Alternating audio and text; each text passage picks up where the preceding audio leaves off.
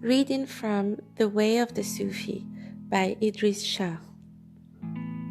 A meeting with Khidr. Khidr is the unseen guide of the Sufis. It is he who is believed to be the anonymous guide to Moses in the Quran. This green one is often referred to as the Jew, and he has been equated in legend with such figures as Saint George and Elijah. This tale, or this report, is characteristic of the supernormal functions attributed to Khidr, both in folklore, among the dervishes and teachers. Okay, here goes the story. Once, while standing on the banks of the Oxus River, I saw a man fall in. Another man, in the clothes of a dervish, came running to help him, only to be dragged into the water himself. Suddenly, I saw a third man, dressed in a robe of shimmering, luminous green, hurl himself into the river.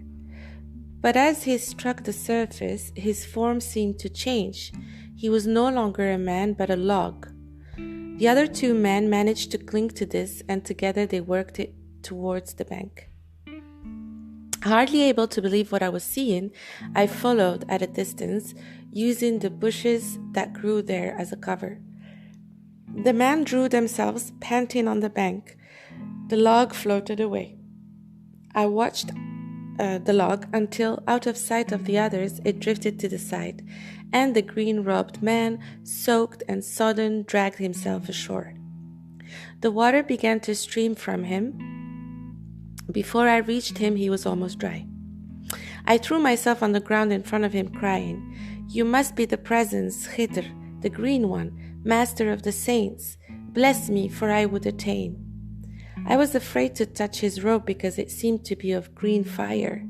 He said, "You have seen too much. Understand that I come from another world and am, without their knowing it, protecting those who have service to perform. You may have been a disciple of Sayyid Imadatullah, but you are not mature enough to know what we are doing for the sake of God."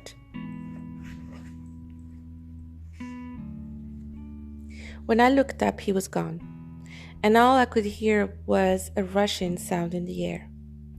After coming back from Khotan, I saw the same man.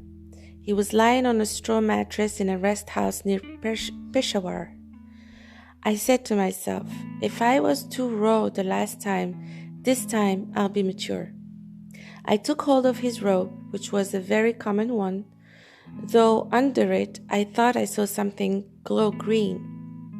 "You may be Khidr," I said to him, "but I have to know how an apparently ordinary man like you performs these wonders, and why. Explain your craft to me so that I can practice it too." He laughed. "You're impetuous, my friend. The last time you were too headstrong, and now you're still too headstrong. Go on, tell everyone you meet that you've seen Khidr Ilyas. They'll put you in the madhouse, and the more you protest, you're right, the more heavily they'll chain you." Then he took out a small stone. I stared at it and found myself paralyzed, turned to stone, until he had picked up his saddlebags and walked away. When I tell this story, people either laugh or, thinking that I am a storyteller, give me presents.